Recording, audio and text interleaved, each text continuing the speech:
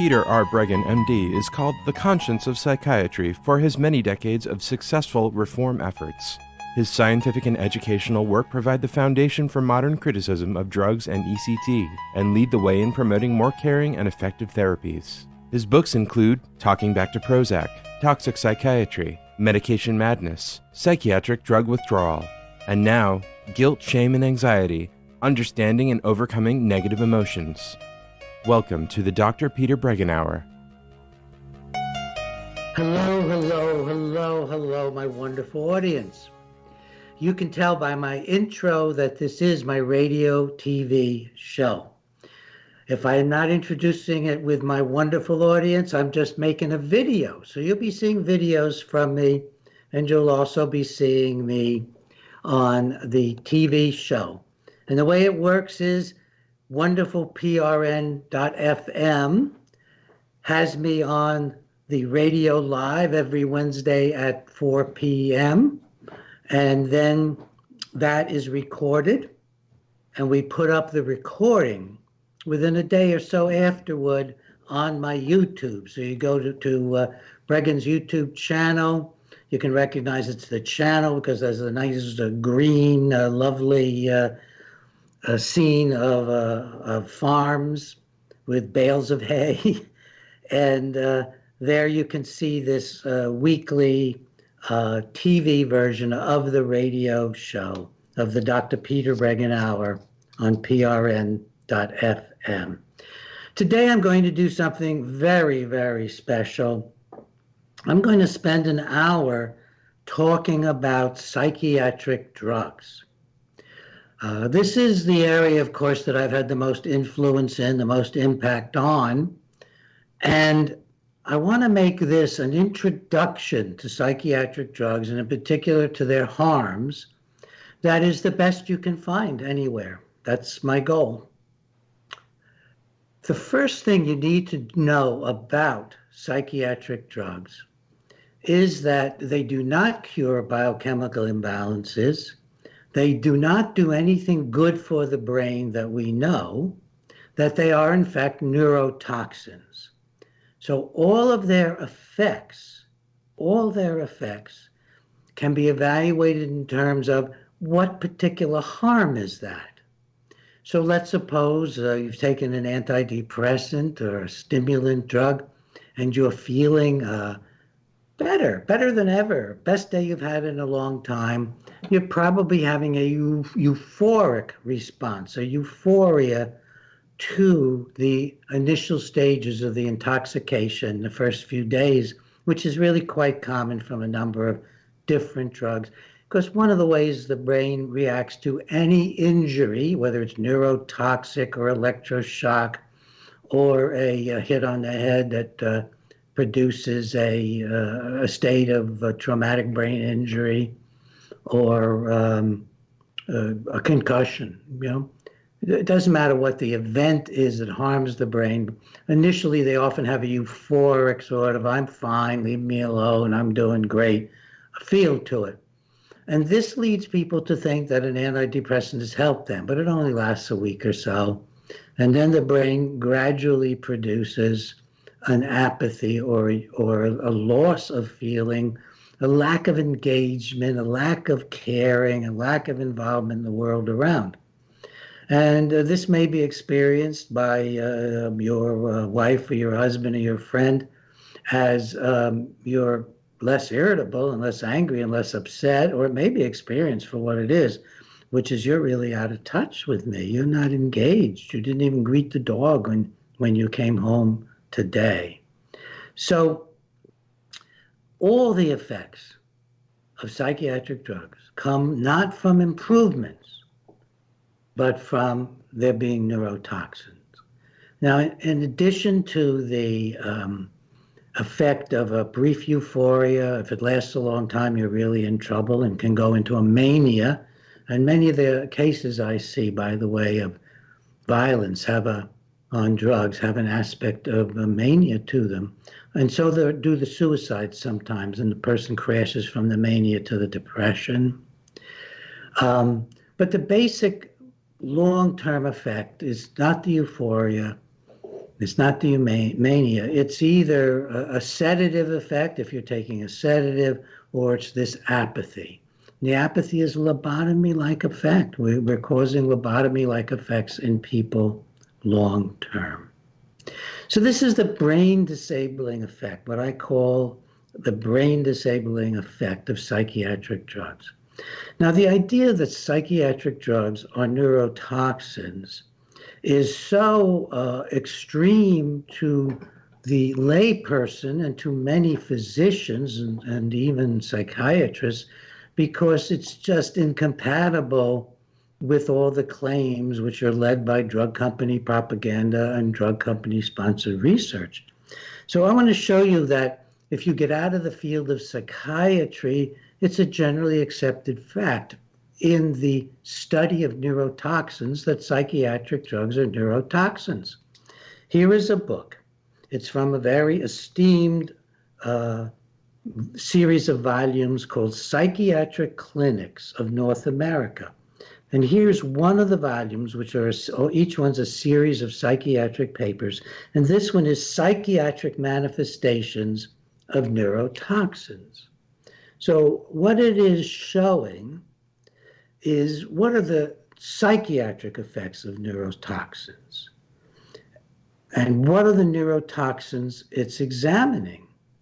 Every single class of psychiatric drug is included in this book.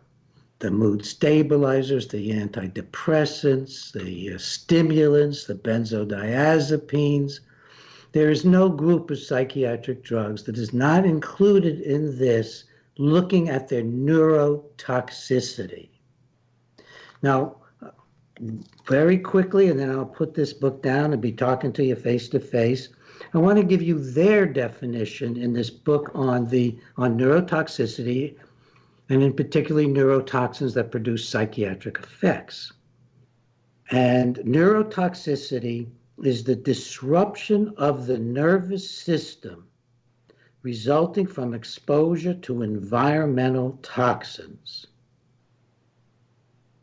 So that's very interesting. They're not even saying that the neurotoxin, the environmental neurotoxin, has to produce death of cells or severe disabling of cells, which all psychiatric drugs do. All can do that. And then they briefly discuss the fact that these neurotoxins make changes in neurological function. That's what every psychiatric drug does. It doesn't improve it, but it makes changes, and these changes are harmful.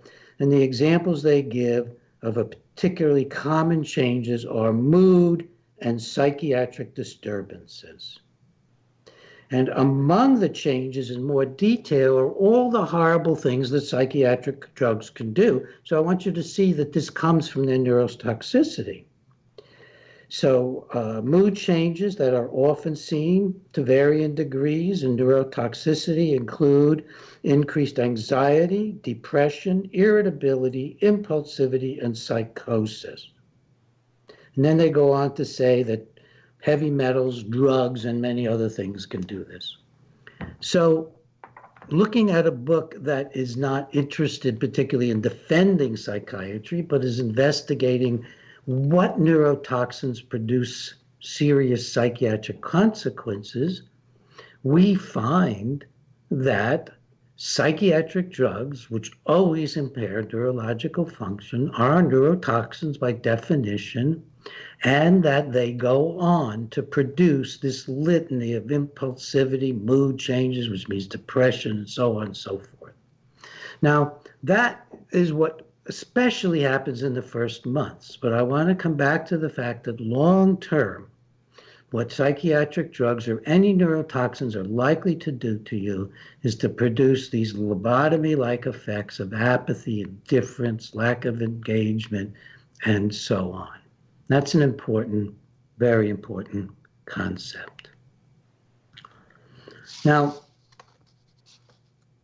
since all neurotoxins produce these effects, we can assume that psychiatric effects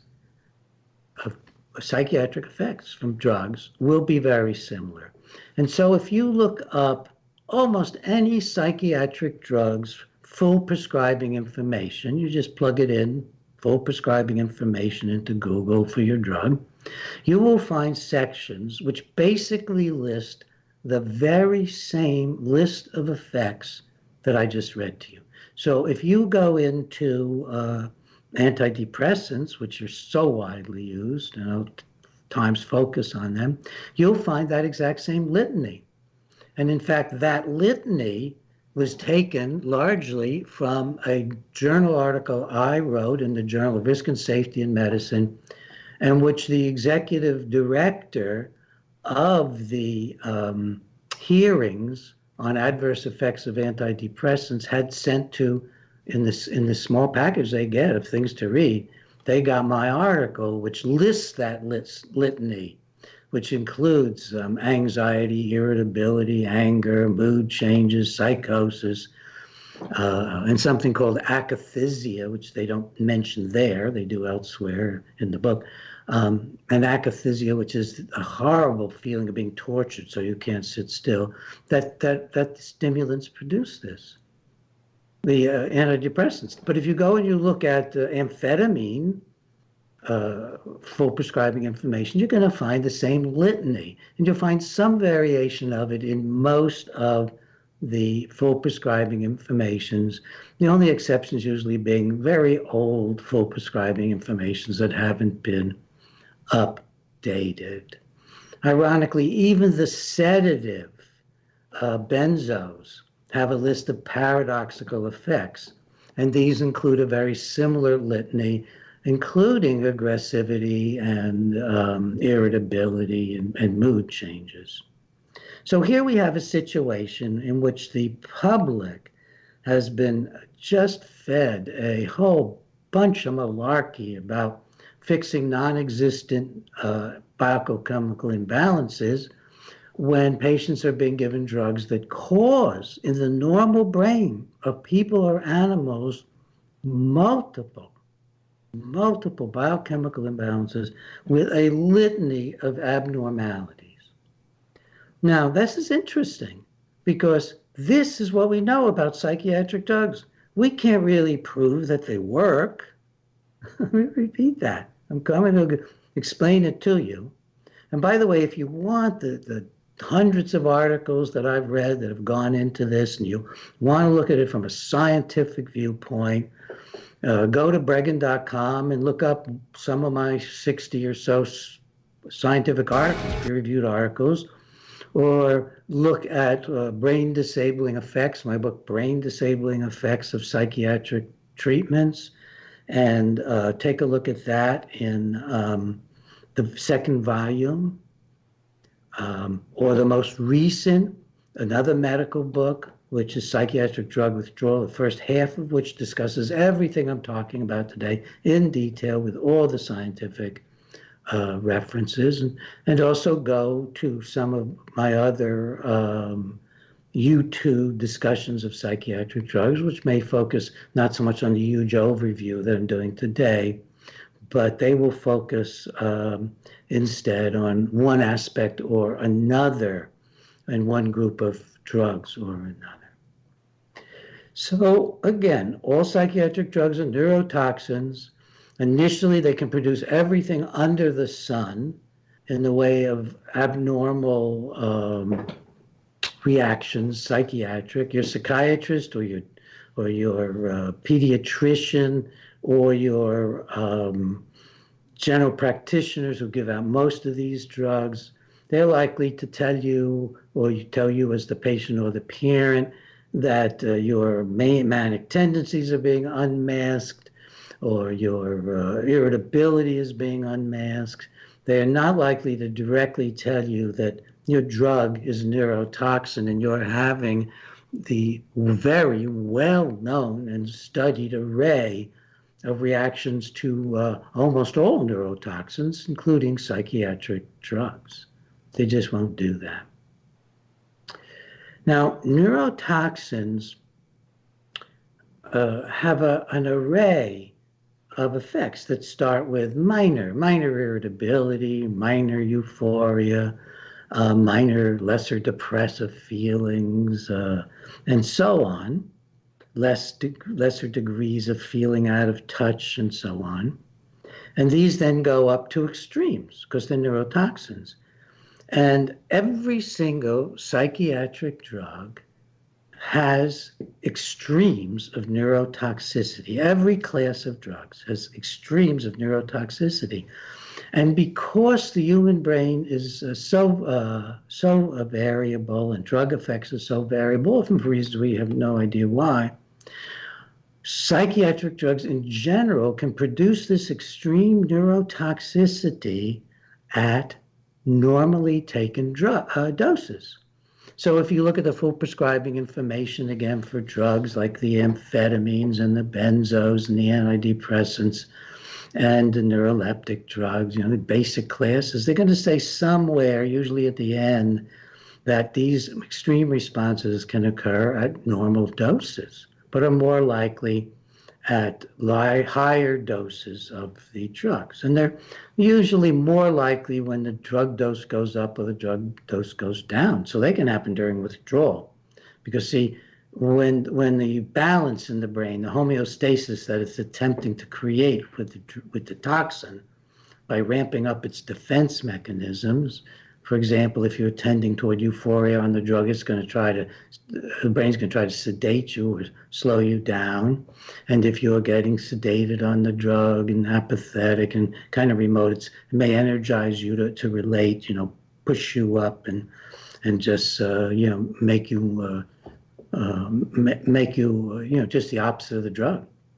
And withdrawal is usually the opposite of the drug effect, because withdrawal is where the brain is unmasked to just do its job. So if you get sort of relaxed from smoking cigarettes, when you stop in 10 minutes, you're in withdrawal and you're irritable and you need to have another cigarette. Or if you've been drinking a lot for a few days or more, when you stop, instead of feeling sedated as the alcohol is making you do, you're going to get hyper and maybe even have seizures if you've been, on the drugs for a few weeks. So these neurotoxic effects can be very severe, and they can occur, especially when you start the drug or change the dose or stop the drug. So, for example, the severe neurotoxic effect of the antipsychotic drugs like Seroquel, which is usually masqueraded as a sleeping pill, or Abilify, or Thorazine, or Risperdal, any of the antipsychotic drugs, they produce something called neuroleptic malignant syndrome. That's a heck of a word. NMS, neuroleptic malignant syndrome. And in that syndrome, you can get a whole array of abnormal movements.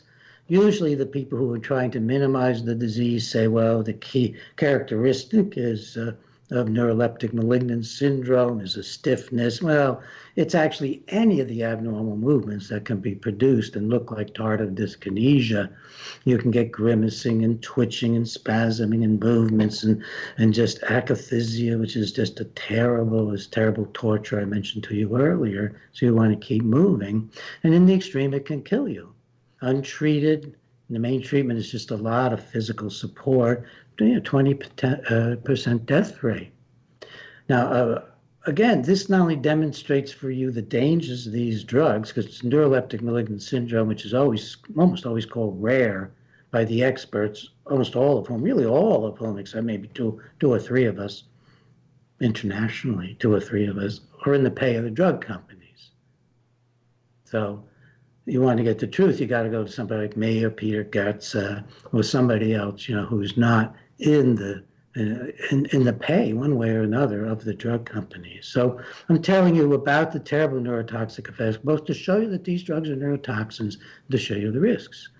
Well, the antidepressants, they have their equivalent of neuroleptic malignant syndrome, the serotonin syndrome. And that is a little different usually, because there isn't all that stuff of the the kind of suppressing of the brain that takes place, and I didn't mention that to you, the cognitive defects that are very suppressive, and you get really apathetic because the serotonin syndrome tends to stimulate you more. So you're going to get cognitive deficits, but it's more likely to be more manic or more super excited or euphoric. And it too has a number of fatalities associated with it. Then there's lithium. Lithium is so neurotoxic. I mean, what was advertised by NIMH in the beginning, way back, as a magic bullet to control mania, is really just a severe neurotoxin that would slow any mental processes down, including mania. I laugh because it's so stupid. It makes me anxious to this day to think about what we do to our patients. Because I'm a psychiatrist, and this is just hard for me at times to look at. Well, the lithium the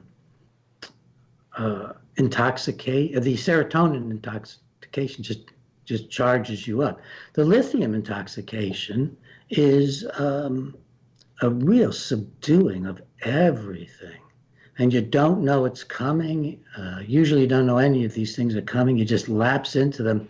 And it is so neurotoxic, lithium, that you have to take blood tests regularly because you won't know it's creeping up on you, but your blood test will show if you're just a little bit above a certain window, boy, you're just at high risk. And what used to be thought of as the normal range of treatment is now narrowing a little bit because of this. High risk of severe neurotoxicity. So, and overstimulation with the stimulants is very obvious. People who have reactions to stimulants, they get very, very hyper, very overexcited. They have problems with their cardiovascular system. They can have heart attacks. And that's a very dangerous state as well. Looking at the benzodiazepines, they sedate. So if you actually take enough benzo, you will go into a state of anesthesia unconsciousness in which surgery can be done on you. And in fact, most surgical anesthetics are derivatives of the BZs, the benzodiazepines, like Xanax and Valium and Cerax and clonazepam and so on. So again, stopping for a moment for me to take a breath in this long and I hope very informative talk. We are looking at neurotoxins, and that is the way to understand how these drugs work. And that's also true. I could go into that and discuss it with alcohol and marijuana and LSD. They're all neurotoxins. Don't kid yourself. None of them, even though they may make you on some level feel better, are making your brain better. Your brain is complaining mightily, and it's likely to produce serious adverse reactions on withdrawal, often very unpredictable adverse reactions. Now, what about the permanency of these kinds of reactions? This is a sad and tragic conversation. We have evidence for permanent injury to the brain from every class of every class of psychiatric drug, including antidepressants, including the antipsychotic drugs, including the stimulant drugs, and including the benzodiazepine drugs. In fact, in all those classes of drugs, there are long-term studies showing some degree of atrophy of the brain in a statistically significant number of patients, usually along with difficulties with thinking and the difficulties with judgment and difficulties in particular. The early signs of these difficulties are short-term memory loss, where you have to make lists of things, where you don't remember what your mom or your husband or a friend asked you to do. Those are very early signs. They look very much like early dementia, like Alzheimer's disease. So All psychiatric drugs produce a significant risk of, of brain damage that can be seen on various kinds of brain scans, including MRIs. And they all produce significant injury to cognitive functioning, which can be found on the most sensitive way for testing for it is a good clinical interview, and they will even show up often on neuropsychological testing. And this is just a fact. And again, I go over all this in my book, Brain Disabling Treatments in Psychiatry, the second edition, and which is a really a medical book by a medical publisher, and also another book, medical book by a medical publisher, which is my psychiatric drug withdrawal book, and also in a whole array, go to my website, Breggin.com, in a whole array of more popular books like Talking Back to Prozac and the Antidepressant Fact Book and the Ritalin Fact Book and similar simpler drugs, simpler books about drugs, but they all have tons of scientific references in their back of the book, and they're cited during the text, unobtrusively during the text. I want to move on now and talk a little bit about psychiatric drug withdrawal. All psychoactive substances are likely to have symptoms of withdrawal. The shorter acting the drug, the quicker it gets out of your system, the more traumatic the withdrawal in general. Thus, Xanax, the short-acting, high-punch benzo, is likely to have more severe withdrawal than the longer-acting, less punchy Valium or diazepam. But it's not necessarily so. The problem with drugs and the brain and people is that you can make generalizations, but don't ever try to live or die by them. Always be cautious, always expect the worst, in particular when you're making dose changes. And the brain has to find a way to accommodate to them, and that includes withdrawal. So that's a very basic starting principle, that drug withdrawal is caused in good part by the brain compensating and producing effects which are then unmasked. And again, using a simple alcohol, remember that, as I mentioned earlier, alcohol is suppressing your brain and sedating it, and so when you stop, your brain's all agitated and anxious, and it can even go into convulsions because it's been so jacked up and it needs time to recover. It needs time to recover. And in the case of alcohol and many drugs, the recovery may far outlast what looks like the initial recovery. So you may do your 10 days for alcohol or something like, or for benzos, in a hospital and be told that you're in recovery now, but you may not really be recovering fully for months or years. Many people experience this. Again, the higher the doses, the longer exposure, the more risk, greater risk of permanent harm. If you're trying to take your child off of Ritalin, or any of the amphetamine derivatives, of which there are multiples that you could look up in the back of my books or on the internet, especially Adderall, because it's just pure amphetamine. Children are often surprisingly able to come off of these drugs if they're being given within the accepted range that you can find in the full prescribing information. So if your child has been coming off every weekend off of his Adderall or off of his Ritalin or Focalin, your child may be able to come off and stay off. You have to think about it a lot and think of how does your child do in those 2 days?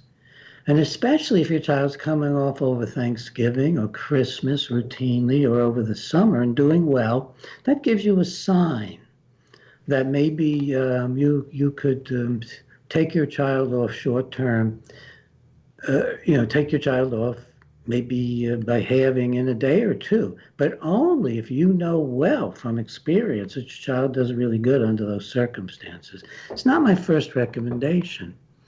I would recommend when you can removing your child over the summer or over a longer period of time and following the recommendations that I make to avoid too much depression, because they can go into depression, they can go into irritability and anger, they can get suicidal, they can eat a lot, they can have trouble sleeping and so on and so forth. So, be real cautious, but at least I want to reassure parents that generally speaking, that you can take your child off of these drugs, but then you need to think about, do I tell the teacher? Can I trust the school to know what I'm doing? Hopefully you'll have a good professional monitoring this. And it gets a little more complicated. So take a look at my books on the subject, or take a look at some of my other videos about psychiatric drug withdrawal or about stimulant drugs. These are just examples. I'm just trying to give you a general idea about withdrawal, but always, always be very cautious, including with your children. If they've been on for months and months, you've just really got to read up about it, learn about it, and try to get a good professional. And very often it won't be your psychiatrist, but it more likely will be a general practitioner who's really seen some of the harms, is more open to understanding the harms, and more likely to want to encourage you. And tend to avoid anybody, although I just suggested on certain circumstances you might be able to do it. Avoid in general anybody who tells you, any doctor, well, if you want to come off and we'll have them and then we'll stop, because in general that's a disaster. In general, that's a mistake, and could be the result of doctor being angry about being asked to, to go ahead and take you off the drugs. They can get upset about this. I'm taking a breath here. I'm working mostly spontaneous, just from the kind of minimal notes. Because I want to just be very real with you as I'm talking about all these different issues. Let's look now at the effectiveness of drugs. It's very, very interesting. We know with certainty, we can prove with certainty that every single psychiatric drug has terrible, horrible effects. We know it. How do you know it? Well, just go look at the full prescribing information on the list of adverse effects for any psychiatric drug in these little short, miserable 4 to 6 weeks, highly biased studies. Oh, I didn't mention, actually, these studies. Most studies, like for Prozac, they're 4 to 6 weeks. They wanted to go 6 or 8, I think, but too many patients drop out from adverse effects. They'd love to do 6-month studies and show you how wonderful they are, but they can't. They can't because the drugs have so many adverse effects and do so little good for people in general that they stay on, that they can't do short-term studies very well. For example, the Xanax studies for panic disorder, they wanted them to go about 12 weeks or so, and they ended up ending them at 8 weeks, because at 6 weeks the patients were worse than they were before. But they didn't report it that way, John. They reported it as patients were doing somewhat better at 6 weeks, but they didn't mention the 8 weeks. And I'm not the only one that noticed that. There were a group of British psychologists and psychiatrists who noticed it and wrote to the journal it was published in, complaining about it. And I think 18 months later, when it was much too late, the journal published their letter. Well, the journal editor was on the payroll of Upjohn. I wrote him a letter and said, I mean, do you think it's fair for you to be the journal editor who organizes all of the peer review and who touts the drug, to not be telling people that you're actually a consultant upjohn? And he wrote back to me, what are you, a Marxist? Oh, God. This is one of my first really big disillusioning interactions with my colleagues. What are you, a Marxist? Because I think he's being influenced by the money he's taking from the drug company. So, I mean, these are the kind of people that are saying the drugs work. They're all on one or another drug company payroll. And the people who do these very short-term studies, they are either directly on the drug company payroll or they're working for a company that does the studies for the drug company. And if you were a drug company executive, would you hire somebody who gave your studies a thumbs down? I don't think so. I don't think so. It's very hard to find people who will give up their job, they're a big source of their income, by going against what the people who are hiring them want to hear. It's an interesting situation that I get into in an odd way that I've never talked about, which is I get hired to be an expert against drug companies. I get hired to be an expert against doctors and facilities that have been giving drugs. And when I'm sent the data from the people who want to hire me, they don't want me to do what the drug company experts routinely do, which is to give them what they want to hear. They don't want me to say, this is a great lawsuit, and then they'll go spend a lot of money on it, often out of their pocket, sometimes out of the pocket of the person who's been injured. And that's the last person you want to be injured some more. They want me to tell them the truth because they don't want to get into these situations. So just last week, I was sent a case that had to do with a suicidal person who killed themselves, and I had to say, no, I don't think you're going to get anywhere with this case. There's too many other confounding factors other than the hospital that treated this person and discharged them. There's all the other treatments they've had, the fact this person's been suicidal before, the fact that this person had a lot of stressors going on. I don't think I can say with any certainty that it was just the hospital discharging him prematurely, and I don't think a jury is going to accept that. And they didn't say, no, you got to say what we want. Well, they didn't say that because what they want is an honest evaluation. They want me to say, yes, I'll participate, I'll go into court if necessary, and I'll say that these drugs, in your case, hurt people. But I've looked at it, and I can't say that. They want both facts because they want to be spending a lot of money on a case that's no good. Now, the drug companies, when they are developing a drug like Xanax or Prozac or Abilify, they don't want their experts to say this drug doesn't work or this drug is too toxic. They fire those kind of experts because their interest is themselves, their jobs, and their stockholders. And the well-being of the patients, it's so far away. What they do, if they get a bad reaction sent into them that's beginning to look really bad, like when it really became obvious that Prozac was causing violence and suicide, I was the first one to discuss that in a very serious way. In books, for example, in lengthy review articles. The first thing the drug company did was set up a committee to fight against it, not a committee to look into it. And the FDA, the first thing they did is started meeting secretly early in the morning so no one would see them meeting together, going in and out of the offices in Bethesda, Maryland. So, as soon as there's a drug disaster, the FDA and the drug companies collaborate to try to mute it.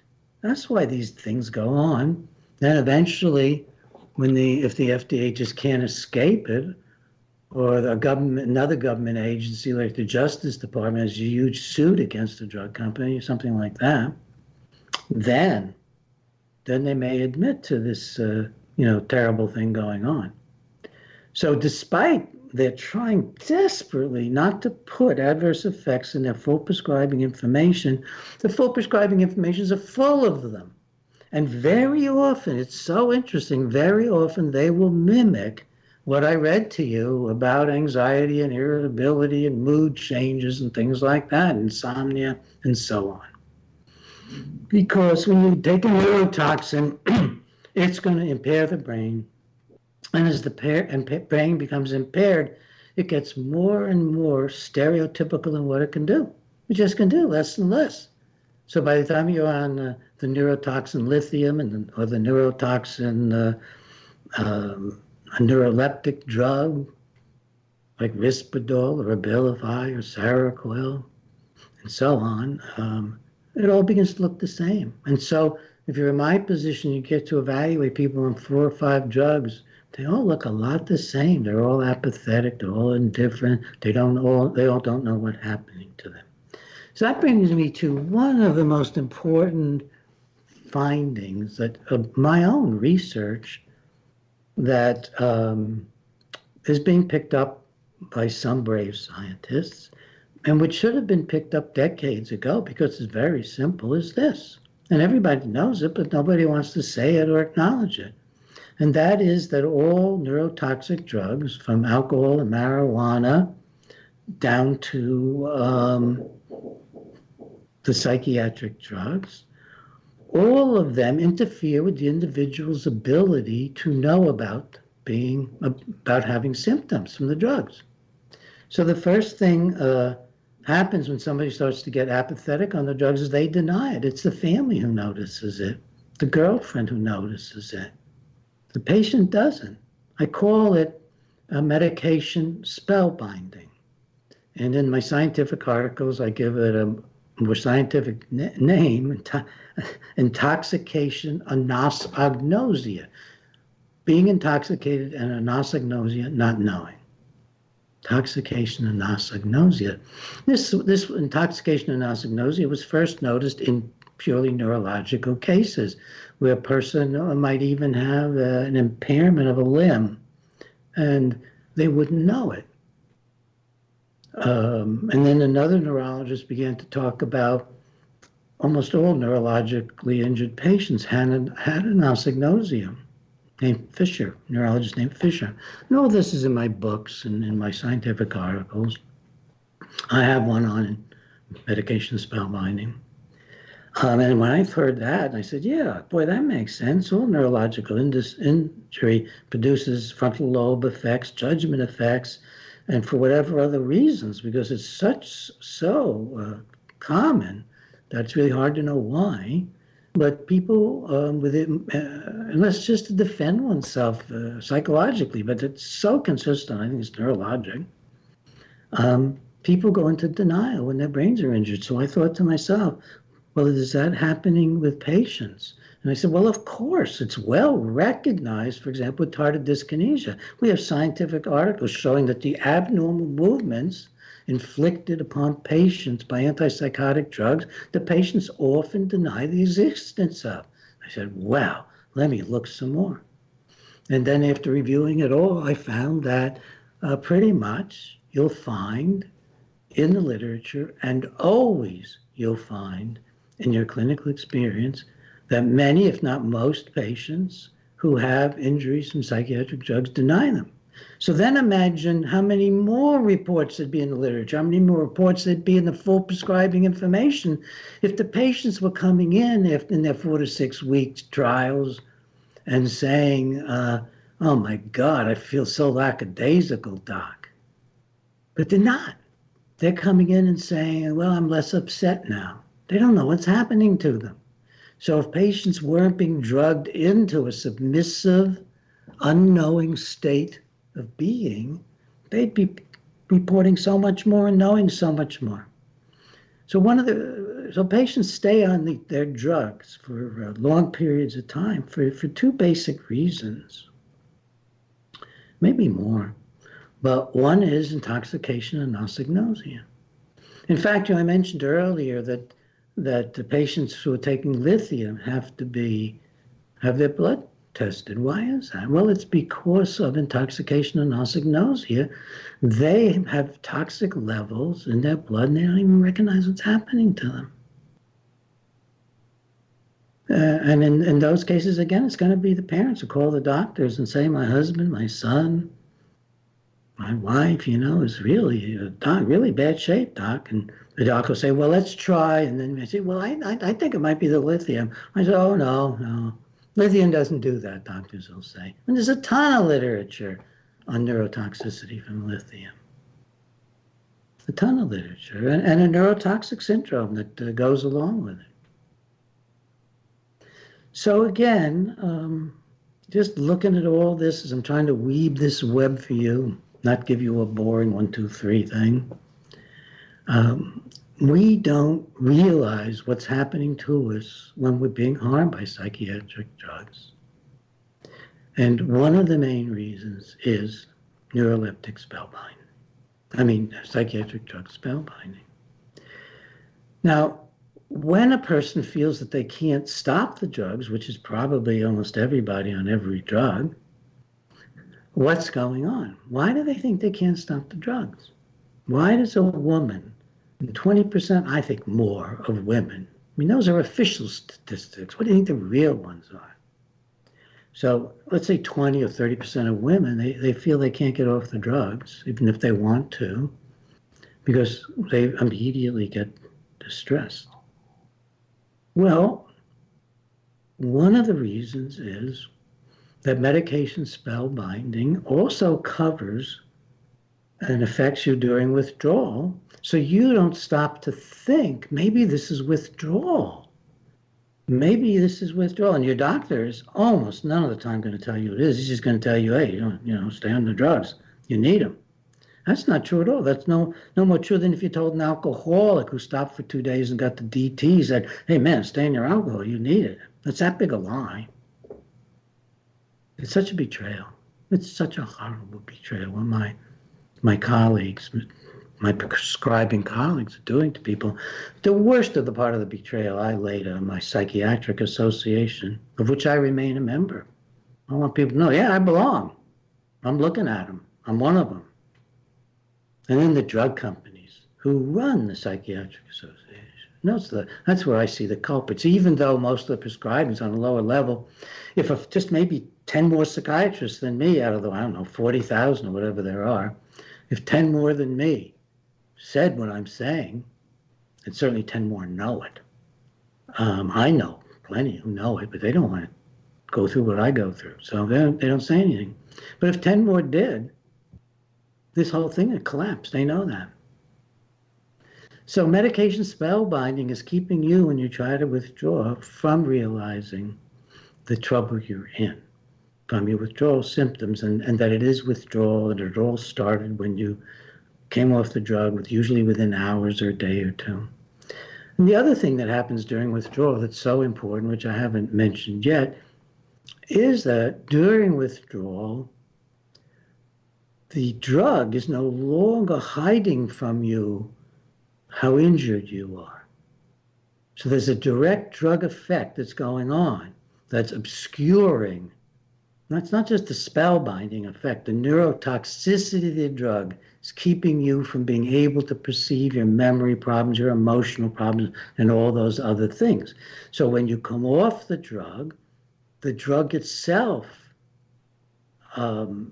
is no longer there to cover up all these painful things you've been experiencing. Because the drug is not suppressing your mental psychiatric symptoms alone. It's suppressing all your symptoms, including the ones it's causing. So it's complicated. And I should slow down for a second. I'm just checking my time here.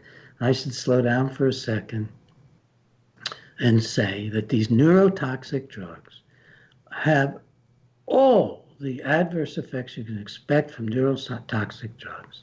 It is practically impossible to prove they're helpful, even in the short run, It takes manipulating. It takes making sure it's only a few weeks when the drugs will be taken for months and years, and they'll tell you to take them for a lifetime. It takes buying experts. All the experts are bought. So it just takes all this rigmarole to even try to get a statistically significant effect.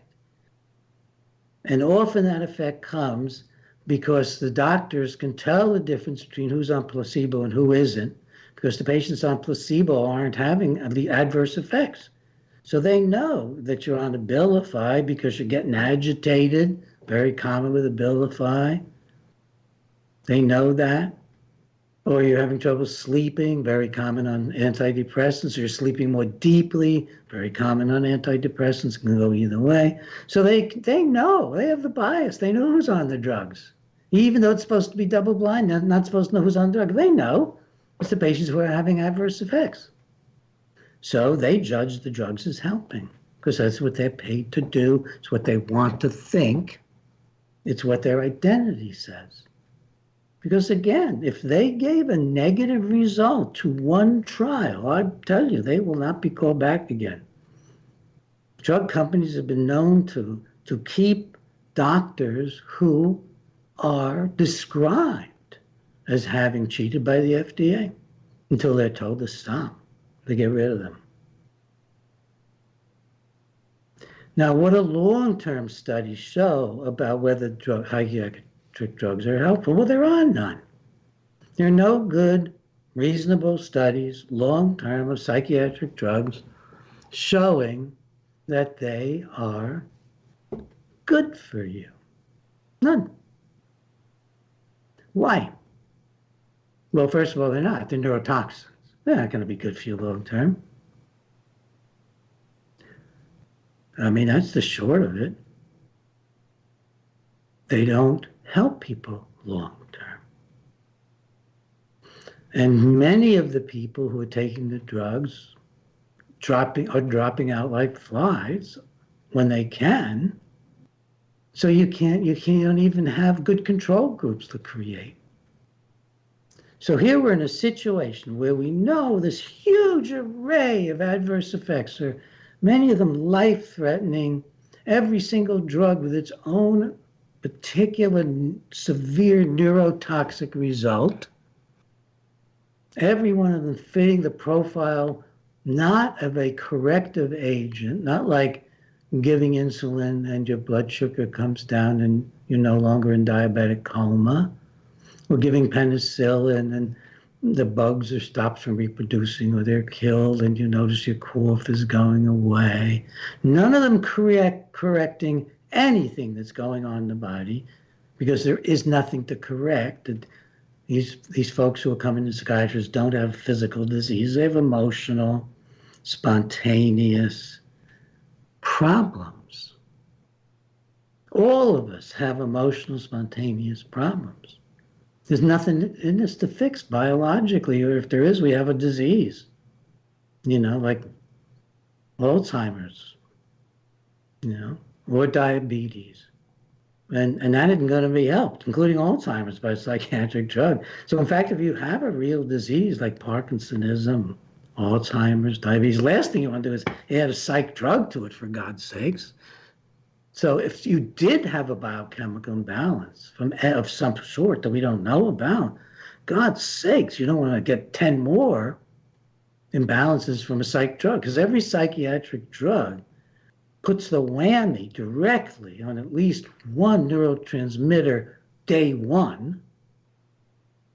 And then as the brain compensates in multiple ways, I describe in my books, multiple neurotransmitter defects and biochemical defects and imbalances are being produced. They spread throughout the brain because these neurotransmitter systems that are being whammied, like serotonin or dopamine, they go everywhere. In fact, you take a serotonin drug and it's immediately going to start affecting dopamine, because dopamine tries to compensate for what serotonin is doing. I mean, it's just infinitely complex. So it makes no sense at all to think you're being helped. And what people need, you need good psychotherapy, And if your therapist refers you for a drug, that means your therapist doesn't think they can help you anymore. You ask instead for a referral and really don't even do that. You find another therapist, for God's sakes. I mean, when you tell a patient, I can't help, I want you to take a psychiatric drug, and you're not, you're a therapist or a clinical social worker, psychologist, you're saying, we can't do this together.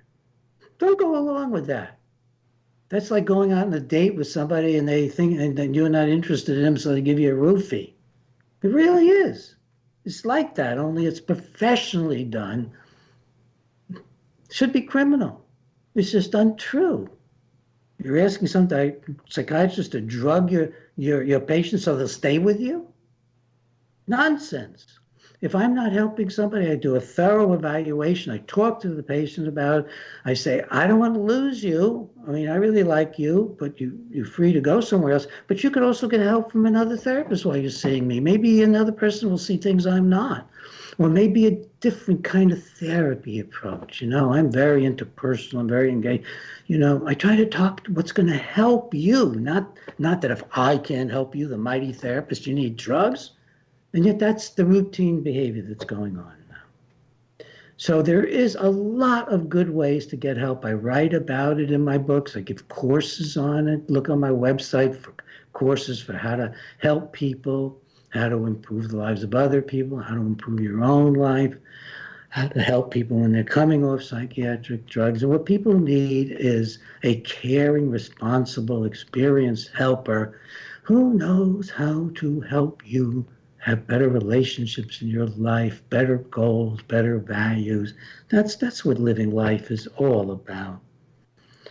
It is not about everything psychiatry is telling you. I hope that this has been of great help to you. I hope that you'll really get an idea about the overview of what's really going on with psychiatric drugs. Listen to the radio show, go to my website and Breggin.com, please, and go to Dr. Breggin's YouTube channel. Thank you very, very much. Thanks for listening and watching.